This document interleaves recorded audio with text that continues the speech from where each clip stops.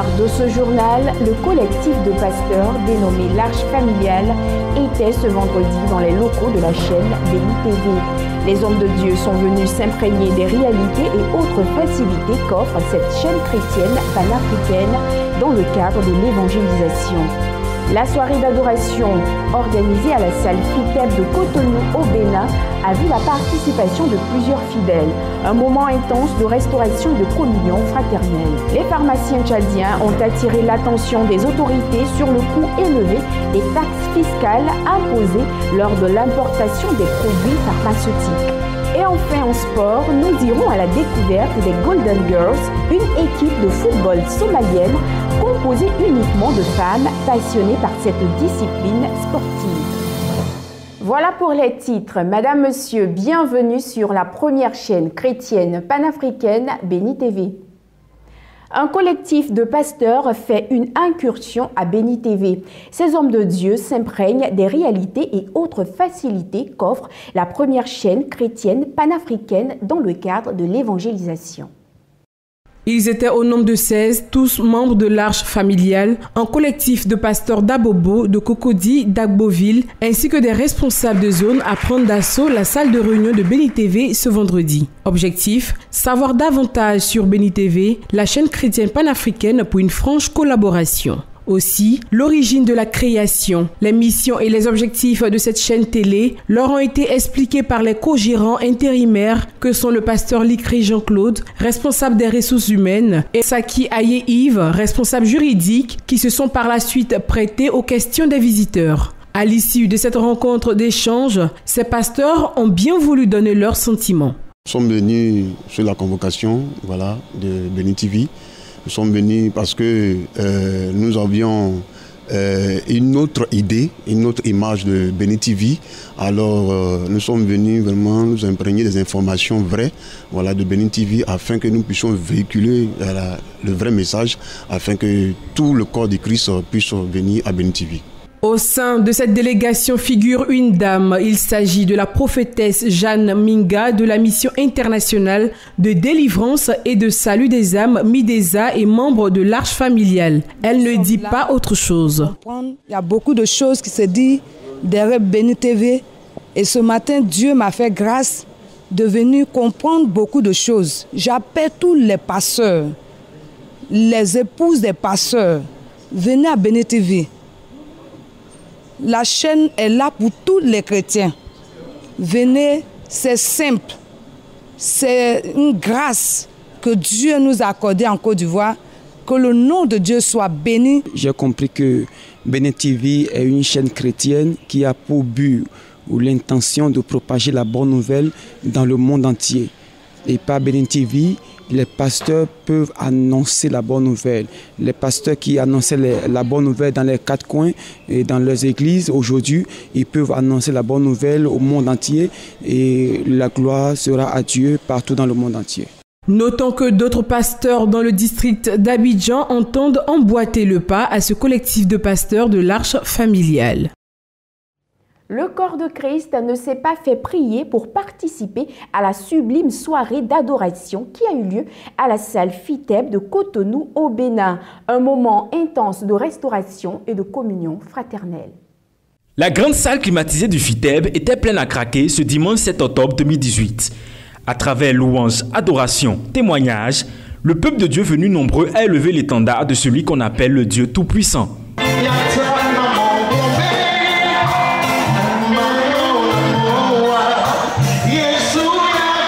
Plusieurs chantres ont fait le déplacement, en l'occurrence, le chantre John Migan pour faire revivre au corps du Christ son merveilleux répertoire.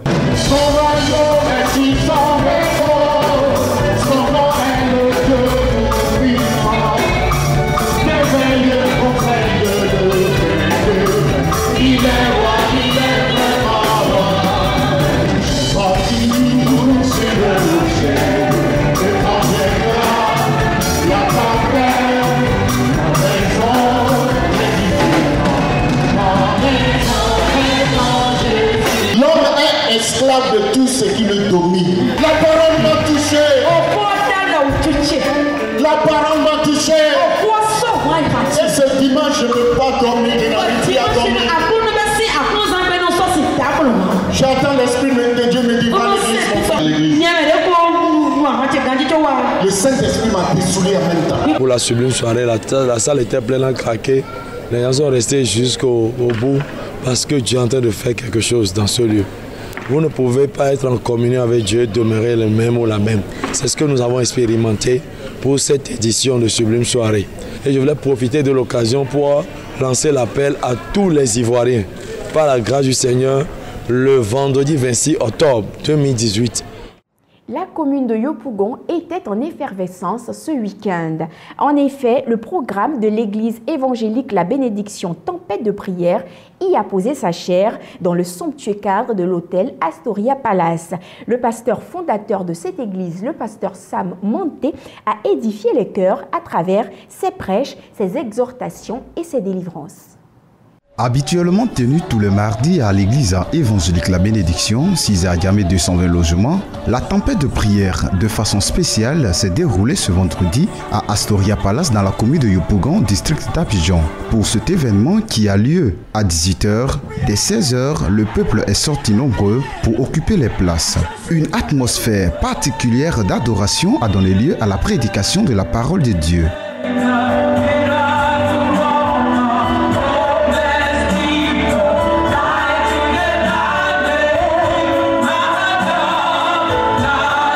L'homme de Dieu, le pasteur Sam Monté, initiateur de ce programme, la tempête de prière, par sa main, l'Éternel a libéré plusieurs âmes.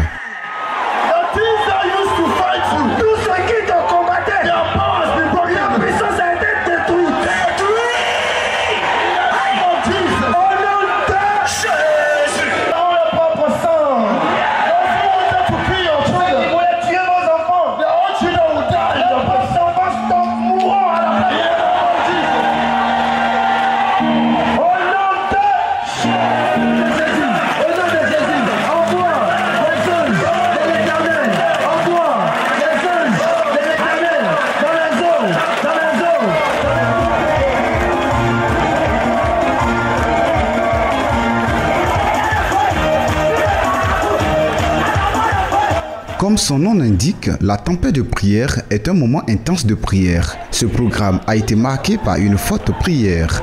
Rappelons qu'à ce moment, plusieurs personnes ont donné leur vie au Seigneur Jésus. Ce fut un programme qui a rassemblé plus de 5000 personnes. De plus en plus de musulmans en Algérie se convertissent au christianisme malgré les intimidations et persécutions dont ils sont victimes. Une conversion rendue possible grâce à l'œuvre des missionnaires évangéliques étrangers et à une dizaine de chaînes de télévision chrétiennes. Le vendredi, jour de prière en Algérie, est aussi pour certains le jour du Seigneur. Une villa sans croix ni clocher, l'église du plein évangile. Chaque semaine, près de 500 fidèles s'y pressent. Tous sont des convertis, protestants évangéliques. C'est jour de baptême.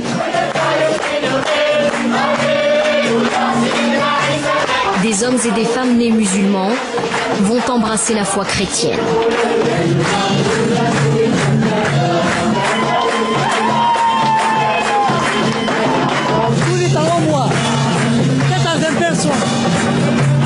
Hier j'étais dans le noir et aujourd'hui j'étais dans la lumière. La plupart des familles sont là, parents, grands-parents, déjà devenus protestants. Il serait ainsi 30 à 100 000 à travers l'Algérie. L'œuvre de missionnaires évangéliques étrangers, aussi discret qu'efficace, mais pas seulement. J'ai découvert Jésus à la télévision, ça m'a touchée. Ça fait 2 mois que je suis convertie, comme mes enfants. 10 chaînes de télévision chrétiennes atteignent ainsi les populations les plus reculées. C'est la force de l'offensive néo-évangélique en Algérie. Alléluia, Alléluia Jésus. Si ces convertis-là ont choisi d'afficher leur nouvelle foi, d'autres préfèrent rester discrets.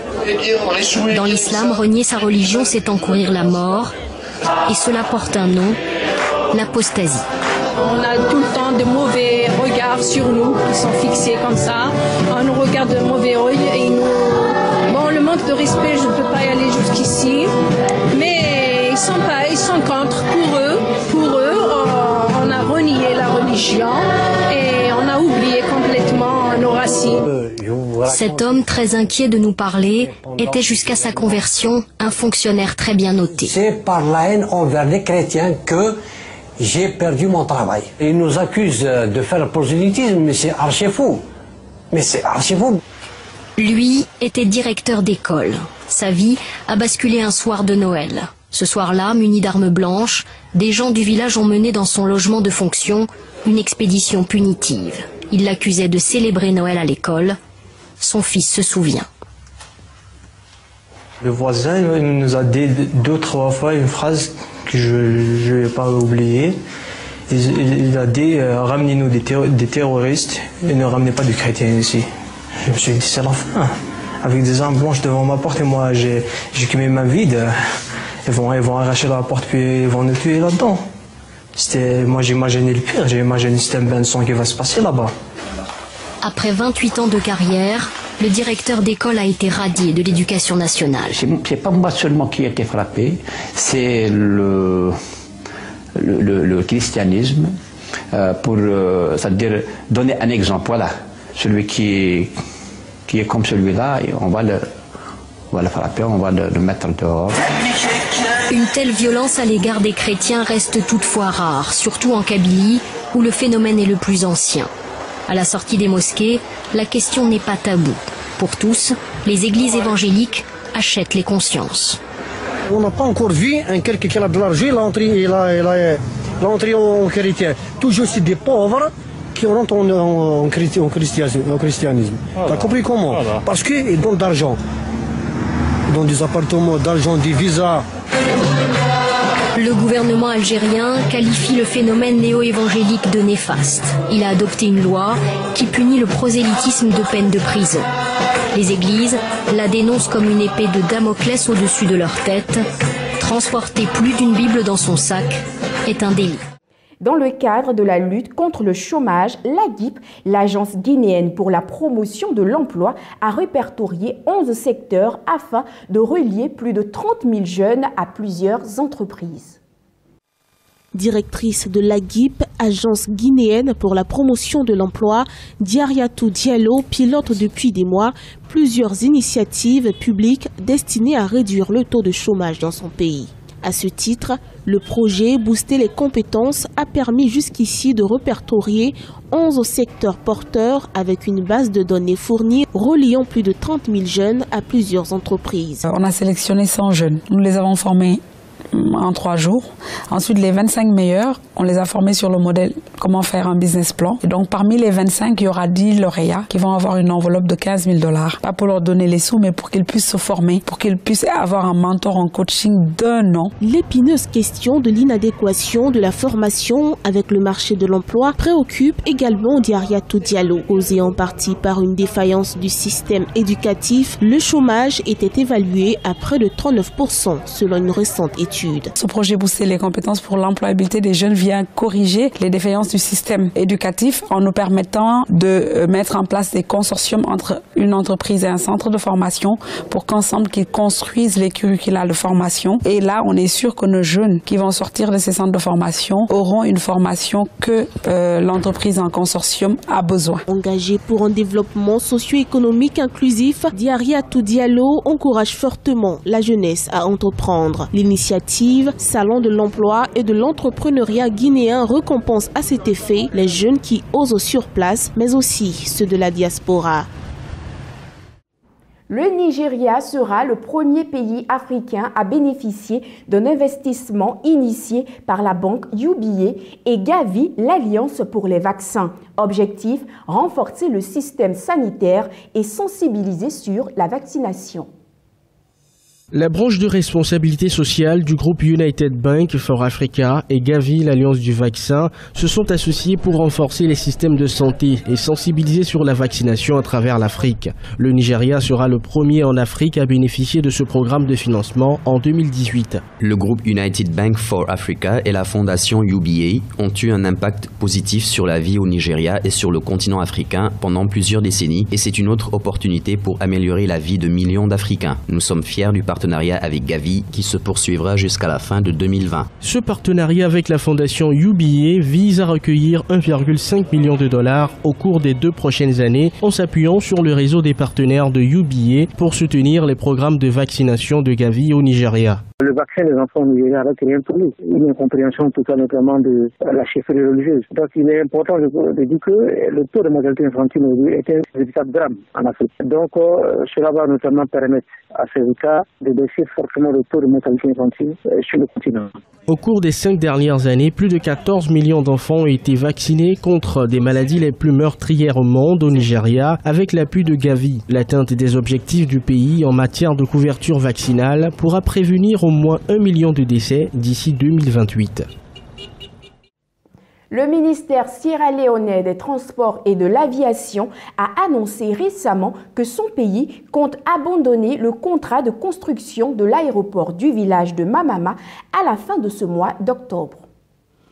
Le projet de construction de l'aéroport du village de Mamama, hors de la capitale sierra-léonaise Freetown, est suspendu. Dans une lettre datée du 5 octobre, le ministre des Transports et de l'Aviation, Cabinet Calon, informe le responsable du projet que le gouvernement compte annuler le contrat de construction de l'aéroport à la fin de ce mois d'octobre. La raison, le projet financé par la Chine à hauteur de 400 millions de dollars risque d'avoir un lourd impact sur la dette extérieure du pays. Après un examen sérieux et une diligence raisonnable, le gouvernement estime qu'il n'est pas rentable de procéder à la construction d'un nouvel aéroport alors que celui qui existe est extrêmement sous-utilisé. À l'opposé, le gouvernement va contracter un prêt d'1,3 milliard de dollars pour la construction d'un pont reliant la capitale Freetown à l'aéroport de Lungi. Je ne trouve pas ça comme, si vous voulez, une situation paradoxale. Les échanges des produits, le coût du transport qui reviendra à la baisse par rapport aux transports fluviaux ou maritimes, les retards qui étaient enregistrés seront complètement réduits à travers ce pont, même si le coût aujourd'hui paraît extrêmement élevé. Mais il suffit simplement de faire un péage pour que dans 5 ans, dans 10 ans, que cet investissement lourd sera amorti. Il faut noter que les pays africains ont une dette cumulée auprès de la Chine estimée à 130 milliards de dollars. La Sierra Leone à elle seule a accumulé plus de 220 millions de dollars de dettes chinoises au cours des 10 dernières années. Les pharmaciens tchadiens ont attiré récemment l'attention des autorités sur le coût élevé des taxes fiscales imposées lors de l'importation des produits pharmaceutiques, ce qui rend difficile l'accès aux médicaments. Au Tchad, les pharmaciens interpellent les autorités sur les taxes fiscales très élevées imposées aux officines et aux produits pharmaceutiques importés. Ils estiment que ces charges fiscales impactent fortement les prix des médicaments dans les pharmacies et poussent en conséquence les populations à se procurer des produits dans la rue. Il ne faut pas qu'au niveau du ministère des Finances, les gens font une confusion entre les médicaments et les autres. En fait, le pharmacien qui est à l'officine, il contribue au système sanitaire. Donc on ne peut pas le classer comme un simple commerçant et le taxer comme les autres. Donc nous, comme le médicament est un produit spécifique, l'officine est un établissement spécifique, nous réclamons aussi une spécificité dans le traitement en termes de taxes, impôts et autres.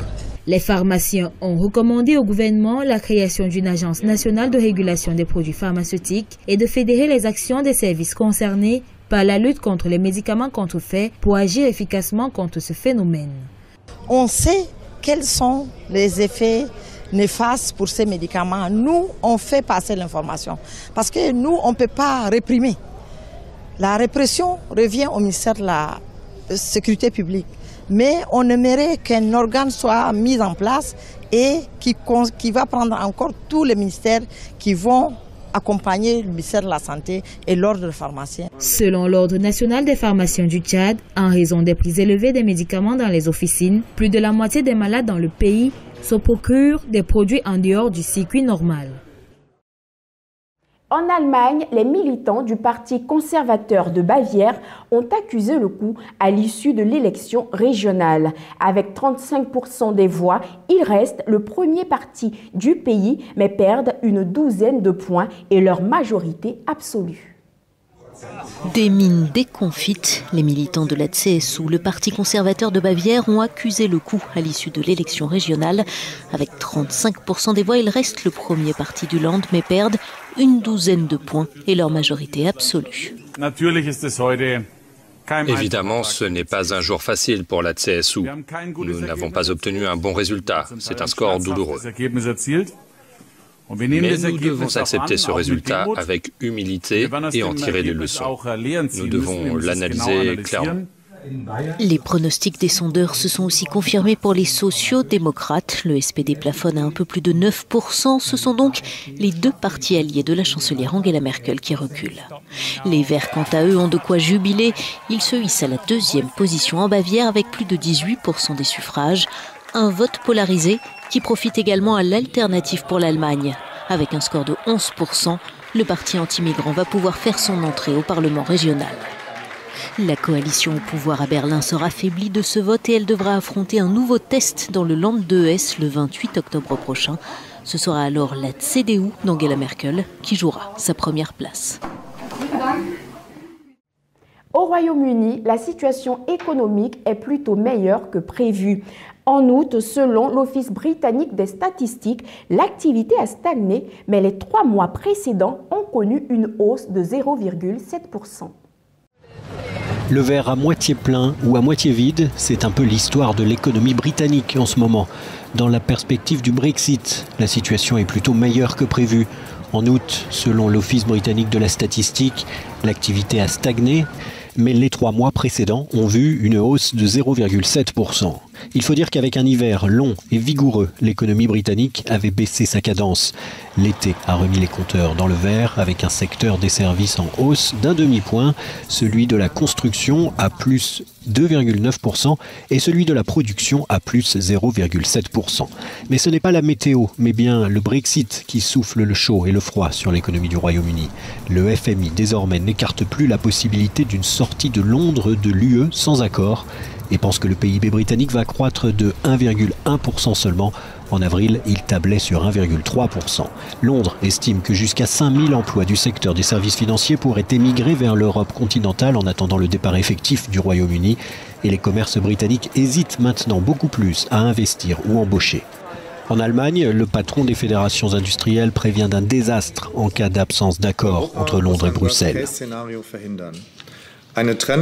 L'Europe doit éviter le scénario du pire, une séparation du Royaume-Uni de l'Union européenne sans accord de sortie et de transition et sans clarification des relations futures est toujours possible. La situation est très préoccupante, surtout à quelques jours du sommet européen du 17 octobre. La date butoir du Brexit, c'est le 29 mars prochain.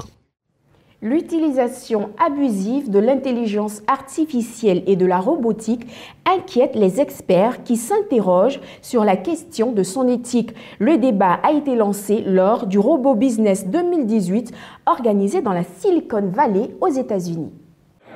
Lorsqu'on évoque l'utilisation de l'intelligence artificielle, la première inquiétude qui se pose est de savoir comment faire en sorte qu'elle réponde à une certaine éthique. La question était au cœur du Robo Business 2018 qui vient de s'achever à la Silicon Valley en Californie aux États-Unis. Les participants se sont notamment penchés sur l'utilisation abusive des robots dans les usines et entrepôts. Un abus dangereux, reconnaissent-ils. Le monde a déjà de nombreux problèmes et l'IA, la robotique et les technologies d'apprentissage automatique vont résoudre ces problèmes et les amplifier. Est-ce dangereux? La réponse est clairement oui. Une alerte qui en dit long sur les menaces suscitées par l'évolution fulgurante de la robotique. Mais pour Brian Patrick Green, directeur de l'éthique technologique à l'Université de Santa Clara, la plus grosse inquiétude se situe notamment au niveau des systèmes d'armes et les risques de les voir échapper au contrôle de l'homme.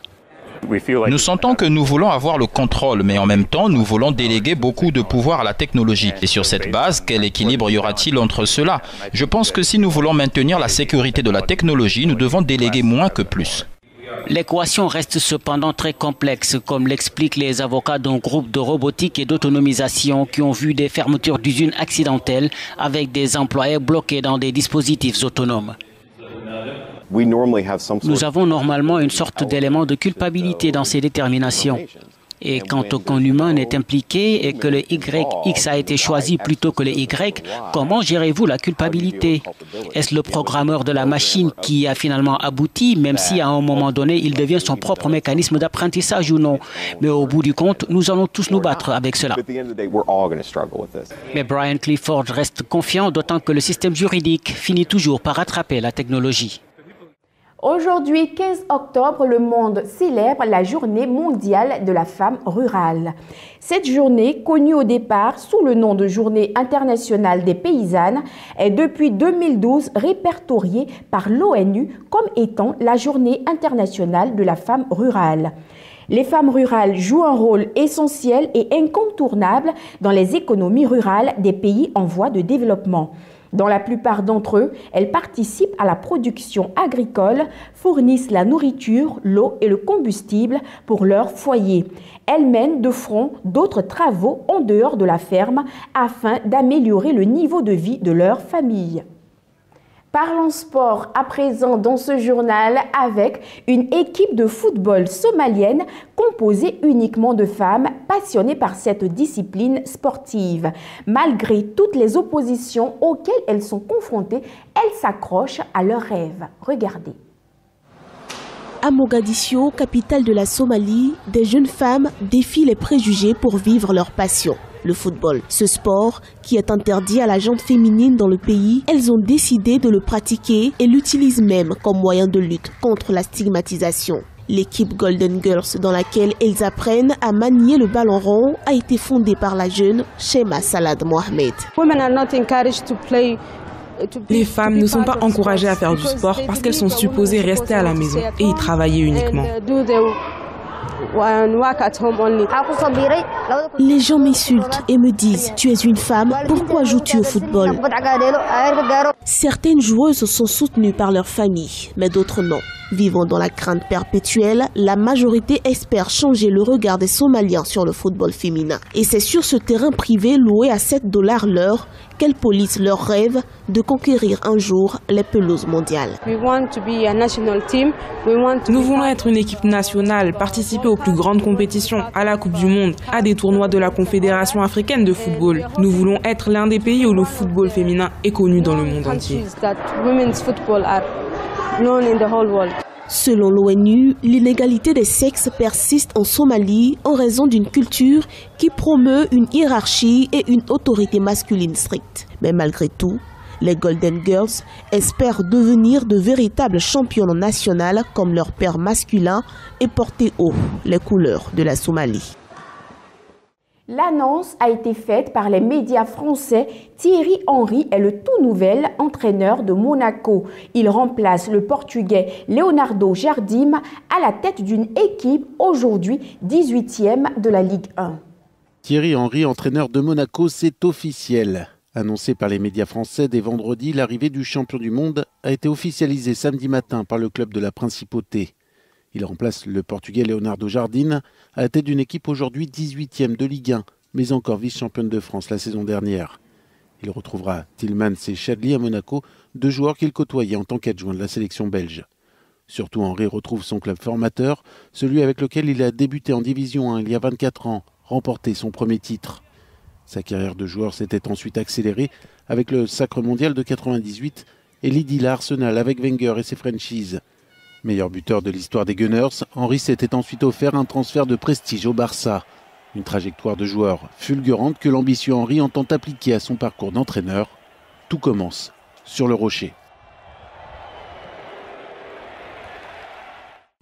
Toute chose concourt au bien de ceux qui aiment Dieu. Vous avez été nombreux à suivre cette édition de l'information sur Béni TV. Merci de votre aimable attention. À très bientôt sur Béni TV.